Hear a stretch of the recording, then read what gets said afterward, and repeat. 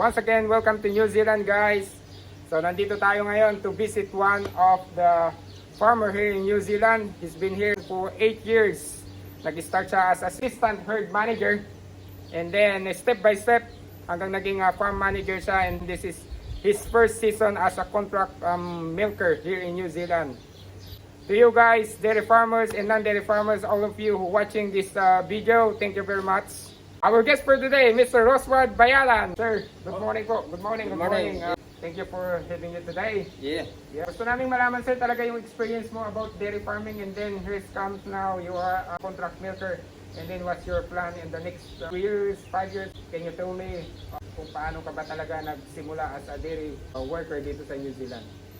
Alright guys, good morning. How are you? Wherever you are in this world.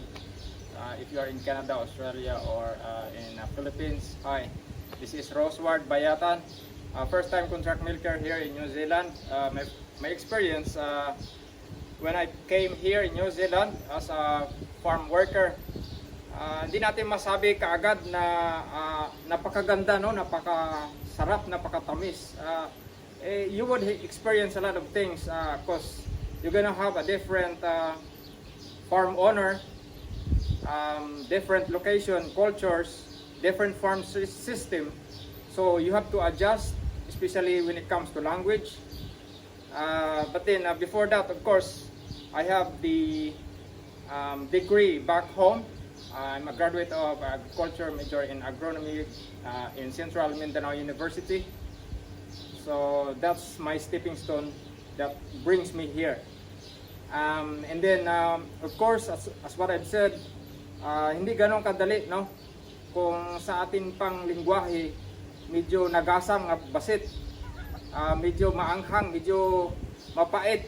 Ngunit ganun naman lahat talaga ang start. Kailangan mo mag-adjust. Usually, pag inutusan ka ng employer mo, minsan 10 times na inulit sa'yo, at medyo nahiya ka na, sabi mo na lang okay, then pupunta ka, gagawin mo kung ano na nasa isip mo, kung ano yung naintindihan mo, but nung gagamitin na o kailangan na yung ginawa mo, mali pala kasi hindi mo na naintindihan.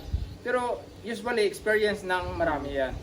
We have to be realistic. Yes. So that's why the lesson from there is that you have to ask until you really fully understand the instructions, so that that's gonna be a stepping stone for you to be successful one day. Yeah, so I remember when I was came here in New Zealand. 3 days ko pa lang, sabi ng employer ka, sabi niya, I will send you home. Talagang nangingiyak-ngiyak talaga ako. And then the main reason why, you're right, because I didn't understand what the exact command, kung ano yung sasabihin nila. Yeah, their language is far different from us. The accent is very different. They're using some slangs, you know. So what I did is I have my yellow book, the small book, and then every time my boss say something about me, and I just tell it to my boss, boss, can you write it down what you want me to do? And then so that's one way of yes. understanding the cultures, communications, and the system in the farm. Yes. So yun, na-improve ko yung trabaho ko because of that strategy. But on and on, syempre, nakakausap mo na yung amo mo, and then you meet a lot of Kiwi also here in New Zealand. So by then, yung language barrier medyo lumalapit na. Nagiging you would slowly learn, and you get into their language. So yun, sir, you've been here in New Zealand for 8 years. 8 years. So your first position is assistant herd manager. Yes. And then what are your skills that need to be developed for you to step up for a higher position as a herd manager, assistant herd manager, and then farm manager, and now you're operating your own business, a contract milking business here in New Zealand. So first, what I did is I really dreamed to be to be a manager one day. I'm a bit hesitant or scared because you're gonna handle a lot of responsibility, and you might be in prison or jail because you're gonna deal with a lot of rules and policies and guidelines of the government of New Zealand. That's why you have to be very careful of things. So you understand that there's a lot of hazard and health and safety that you need to really follow, and especially when it comes to production, you need to really produce fine product. Otherwise, the farm will gonna be in trouble. Yes. Yeah. Yes. So yeah, but I try to build up with myself with the going to study in the industry, Yeah. like taking agriculture course like the ITU, Primary ITO. yeah, Mhm. milk quality 1, 2, and 3. I've done that, so that you know, when you take responsibility, you will be confident if you have those ideas in your mind, and then yeah. So I did not limit myself into that. I go further to artificial insemination or breeding, Yes. level 3, and then pasture management level 4, and then I go further to ITO level 5, which is the production and Production management. Yeah. So there you're gonna learn that in every expenses that needs to be paid back, Yeah. and then not just that, but you have to earn profit. Otherwise, don't go for business. You're gonna just kill yourself because Yeah. it's gonna be, you know. So if you have to earn that much, that title, so that you can have a pathway to residency, and you're gonna earn more, and that one day you can just sitting down and just text or message to your manager that, hey, do this one and that. So you have to really build up first yourself in the operation in the farm, and make sure that you have that knowledge in the industry. Yes. Yes. So that's what brings me into this business. Sa mga farmers po natin na nasa Pilipinas pa, marami pa kasing parating dito sa New Zealand. Okay. So as a newcomer here in New Zealand, ano yung mga pwede mong i-advise sa kanila? Yeah. So first, you have to build up yourself mentally, physically, not just that, but of course spiritually. You have to come to meditation and prayer. Dito sa New Zealand, ang requirement first is kailangan humihinga ka, malakas ka, kaya mong gawin yung trabaho, and then you have to think of the things, you know, because hindi naman kaagad-agad na mag-earn ka na kaagad eh. Kailangan mo mag-work ka rin ng husto para, and that way, marating mo yung mga qualification na kailangan para sa New Zealand. Yeah, because it's pretty easy actually to apply, and the employer would gonna hire you if they think you are capable of doing the job, and if they think you are psychologically stable and you are willing to be trained. But the problem here is the immigration. They have a lot of requirements every now and then. They change it, and it's getting hard to come here. So you have to build up like training in some farm, wherever it is, as long as it is accredited here in immigration, New Zealand, and that would help you to come here. And then another thing is that you have to look for a agency that is legitimate, that would not scam you, so that your money will be just there when you need it. Otherwise, you're gonna lose your dreams, because it's just money as well. Yeah. So and second or a third is that you have to make sure that you have to apply to one of the accredited employer here in New Zealand. Yeah. Which means they are qualified to hire migrants. That they have to prove to immigration that they are qualified to hire really migrants, and that nobody apply to them, or if there is, they are not qualified. It's like, you know, if we know the story, they are lazy to do the job, dirty job. We have to be realistic, not just dairy, but you know, you have to put it in your heart that you have to really grow in that industry. Yes. Yeah, it's not just, you know, a stepping stone. At least you have to prove yourself as well that you have to contribute industry if you want to go somewhere else after you serve here in New Zealand in the dairy industry. You know, sometimes people from dairy industry shift to another and they just make it as a stepping stone. But at least at the same time, you have to put it in yourself, and then at the same time, it's up to you if you have to shift one day. Yeah. But at least you have to contribute to the dairy industry. Dairy industry. Yeah, Yeah. that's the main thing. Mm. The immigration would be happy with you Mm. to accept you here in New Zealand as one of maybe their skilled migrant worker here. So don't worry. Once you get hard, just be honest.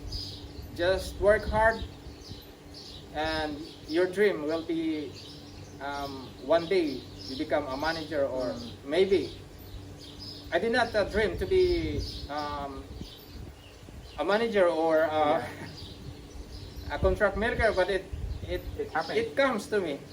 I don't know, maybe because I just keep on working hard and focus to work in the dairy industry.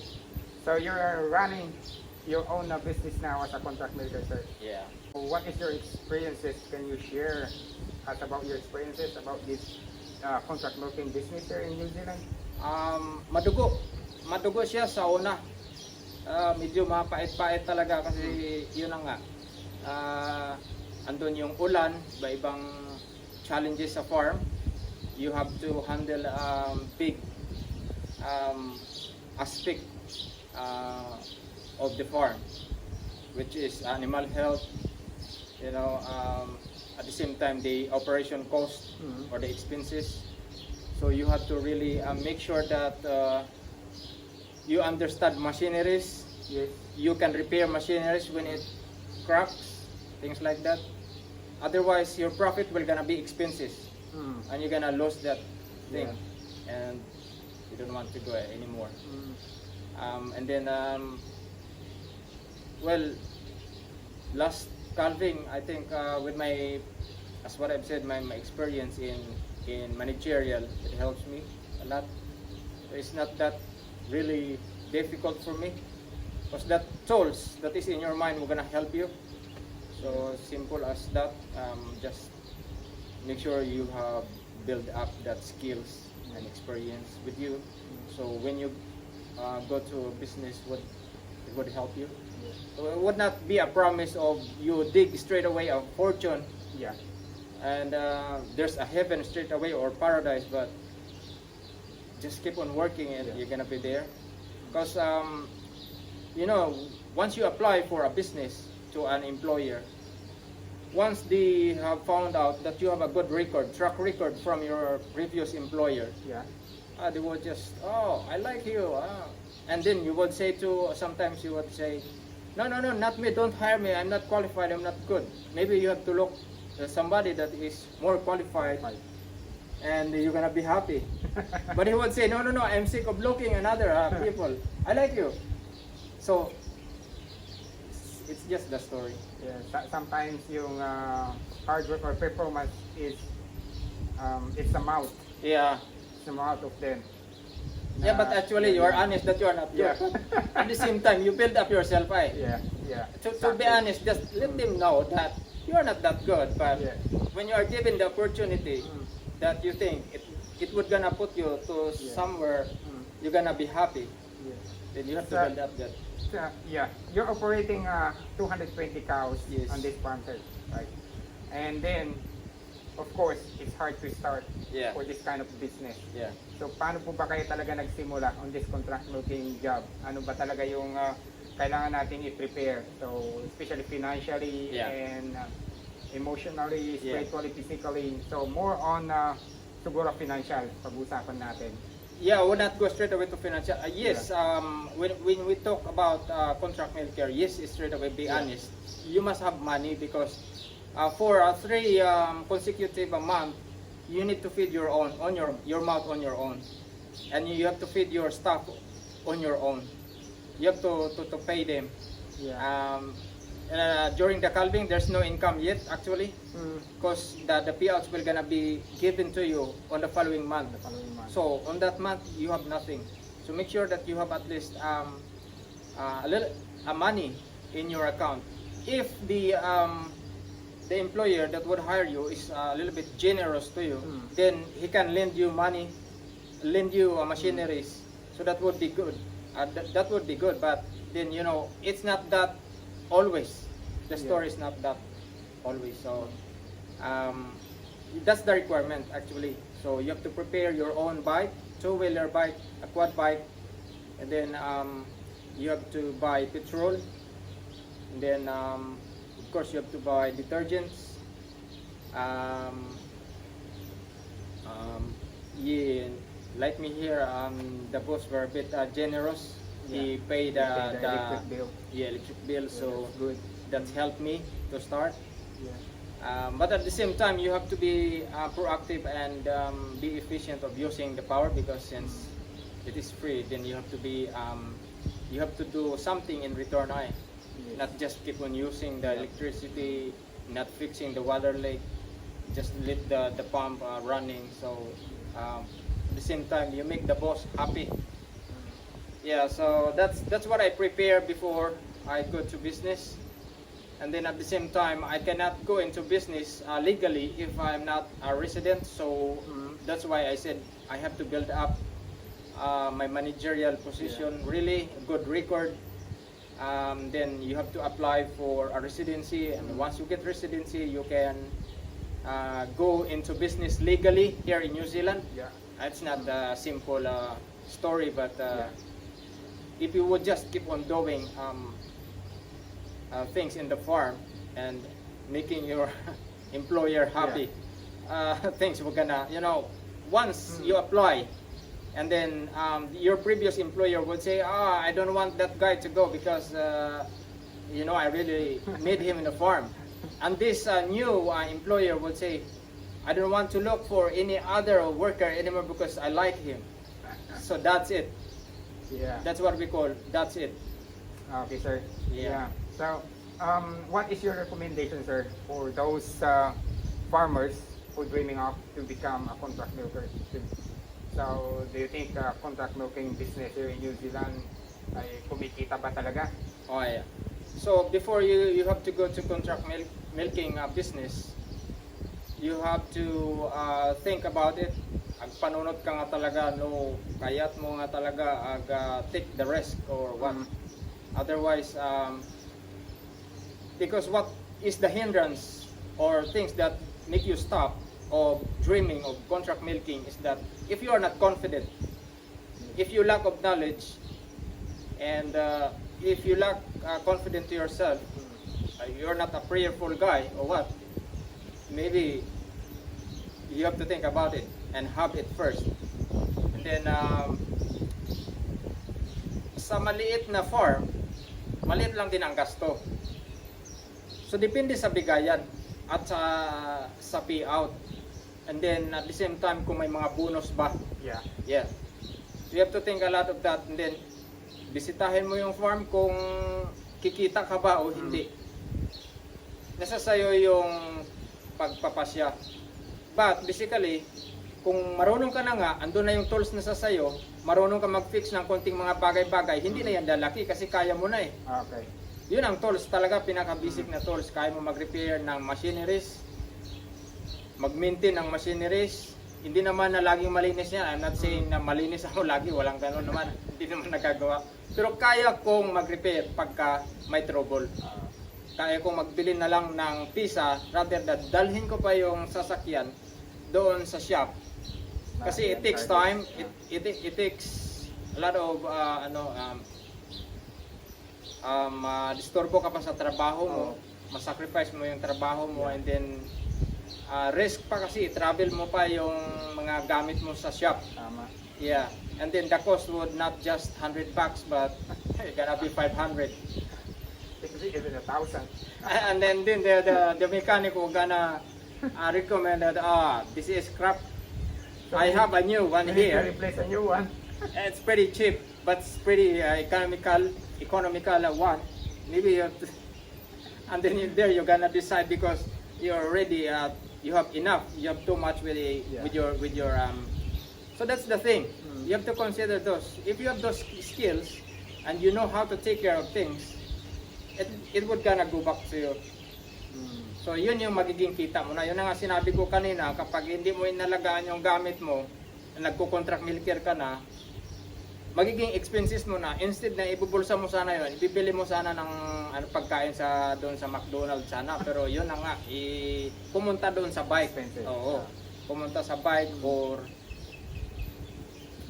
so nasa sayo ang pagpapasya actually. Pero mayroon ka at mayroon din, yun na nga, sabi may kikitain ka talaga pagka marunong ka, kasi dito ikaw na kasi lahat ang maniobra kung papaano mo tipirin yung mga expenses. Kasi may budget naman talaga kung halimbawa nasira. May budget naman talaga nasa calculation na yan. Bago mo pa kinuha yung contract milking business, meron naman na budget talaga for expenses.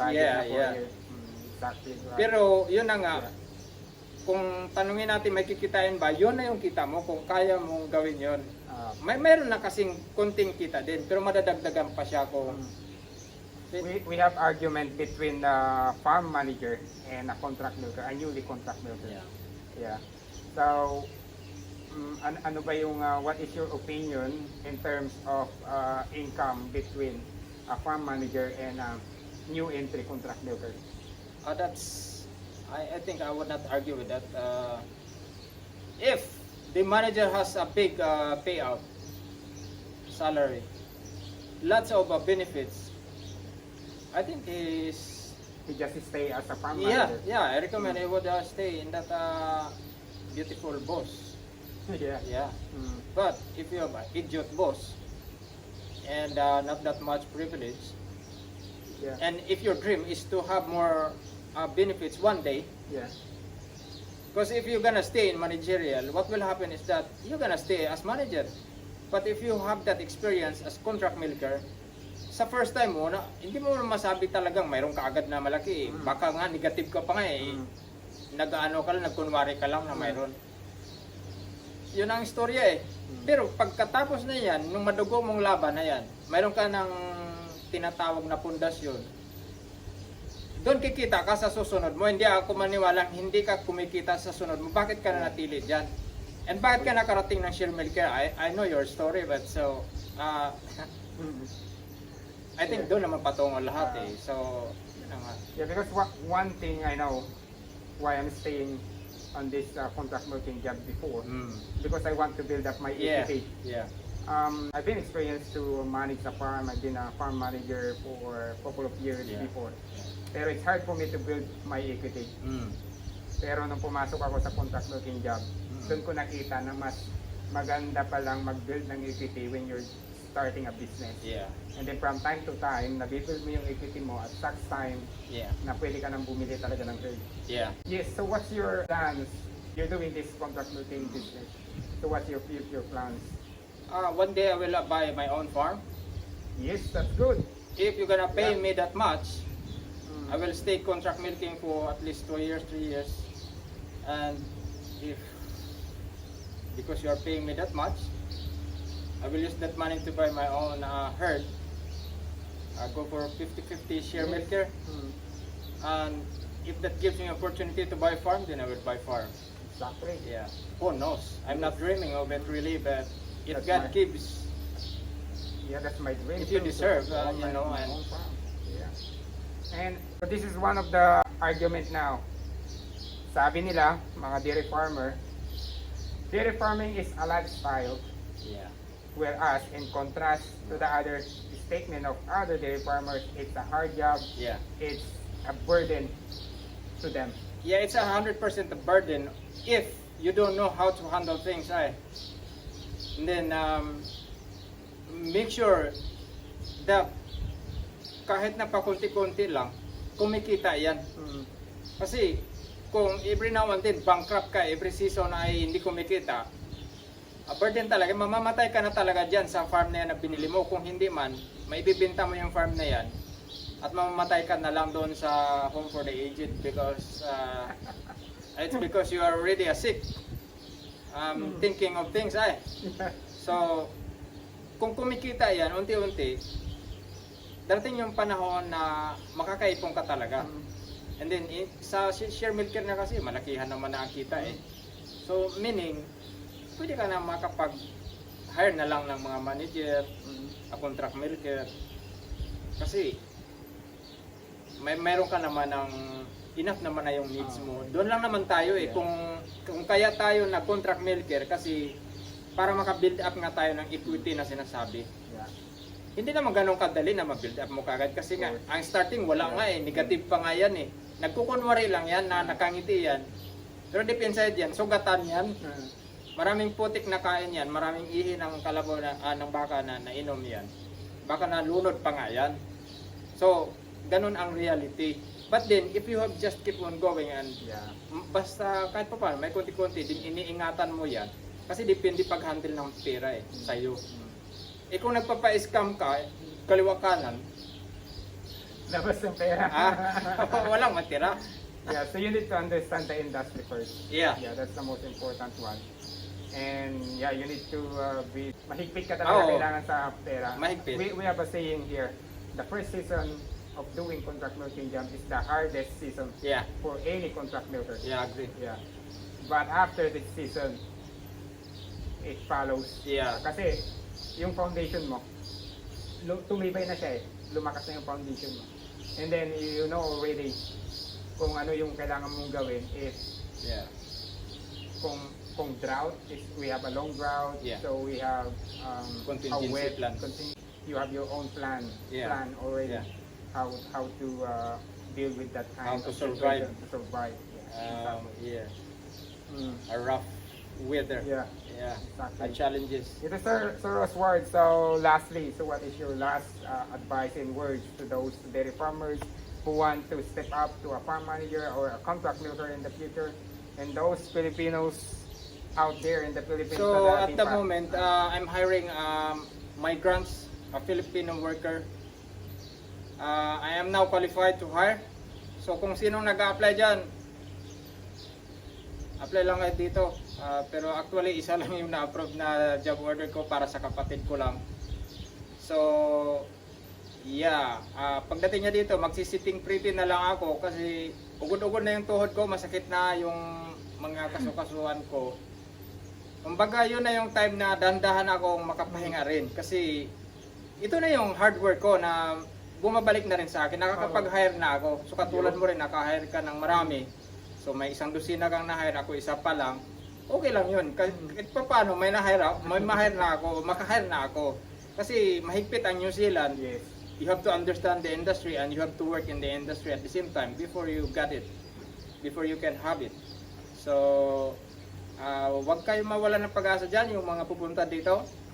Kahit na wala kayong experience kasi doon sa advertisement ko, hindi naman sa pagmayabang. Pero may lusot tayo dyan sa mga requirements na yan. Hindi natin yung pinagmayabang. Pero legal yan sir. Legal lahat yan kasi you have to advertise first. Yes. And you have to put it there specifically that the dairy farm worker that I need I don't need to require a work experience. So that's legal. That's in the farm source. You can check it there. Oh, this guy hired a worker that did not require a work experience. You can see it there. You can check it there. So it's all legal. But it's up to you if you want to apply to me. Yapang lang yan. Pero totoo din at the same time. So sana itong video na to ay lumaganap sa buong mundo, yung punta dito sa New Zealand. Hindi madali pero kung gusto mo may paraan. Kung kaya nga sabi ko nga mag-hire na ako ngayon kasi may paraan naman eh. Pero kung mayroon kayong mga training, plus points yan. Ibig sabihin, hindi na talaga kayo mawala ng pag-asa kasi experience nga kayo na pwede nyo nang ipakita sa immigration.